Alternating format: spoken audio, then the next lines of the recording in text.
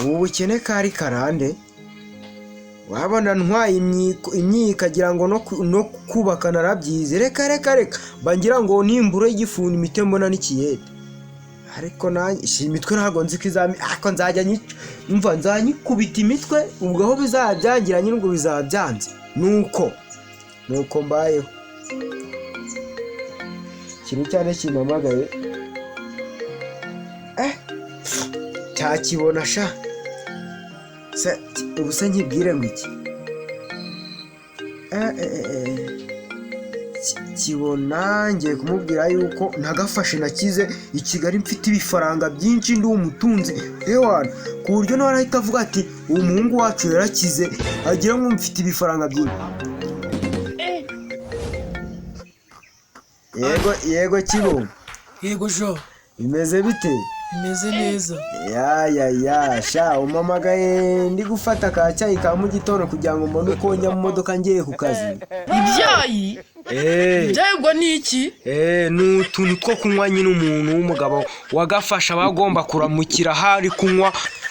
niyo mpamvu nagafashe uko ndi kubikubwira nyine niko mbere ubundi umva naragafashe naraguze ibipangu yewe ubu ngubu naguha akazi kwa kundi wajyaga bivugisha ngo runaka byaranze umva hari burya ngo nguha akazi twinshi ariko buri abantu bo mu cyaro kuko muba mutamenyereye ibintu byo mu mujyi washobora guteka ntabishobora cyane ubuse ko nirira umuceri utetse mu magambo uzi kuwuteka bawuteka gute uranyumvira ubwo byasaba ko mbanza kukurihirira ishuri kubera amafaranga mfite nakurihirira ishuri ukabanza bakabikwigisha ukajya ubikontorora neza halo ndacyari kukumva ye ntose uwo muceri bawuteka gute umuceri wo mu magambo nyine nkatwe b'abakire nibyo niho tubasha gufata kugira ngo wongere amafaranga yewe buretse gato oya gumaho umva nkubwire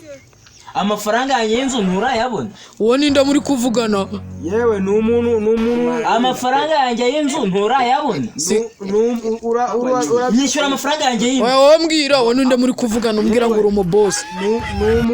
ni umuntu twari dufitanye ariko umuntu mpereza amafaranga yanjye y'inzu kuki utari kunyishyura ariko se waretse ntabwo uri kumva ko ndi kuvugana n'umuntu ubwo ushaka kugira ngo uneze n'umuntu koko oya nsobanurira uwo ninde yewe uyu ni umva nkubwire tumereza amafaranga yanjye y'inzu njyewe no kugukupa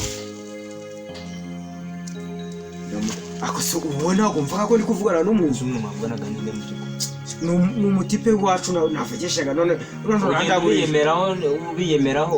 wiyemera ku bantu bo mu cyaro uyobewe uko wabaye imbwa hari umuntu hano utabizi nyine hano barabizi ariko iwacu ntibabizi none se amafaranga yanjye ageze amafaranga yawe si ukukubeshya singende ngo mvuge niba ari inyatsi niba ari ibiki umva rero nkubwire ahantu umva nkubwire uzayama ryari nyuma y'ukwezi rwose bwo reka nkubwire umbwiye ngo nyuma y'ukwezi nyuma y'ukwezi nzaba nyaguhaye dore ko uyu munsi turi ku itariki zingahe turi ku itariki 4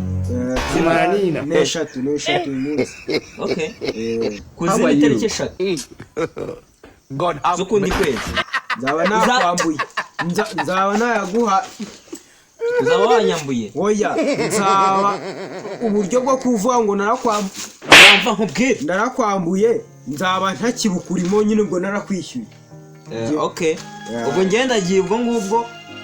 nyuma y'ukwezi ubwo nzagaruka ku itariki 3 cyangwa 4 nta kibazo rero nabonye amafaranga yanjye nzagushyira mu mubare w'abandi nakoze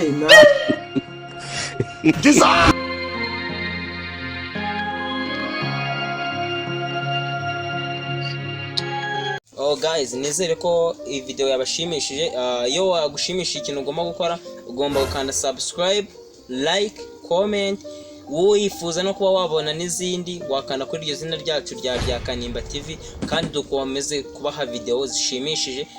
mwakoze cyane niba video yagushimishije wanayisharinga kuri WhatsApp murakoze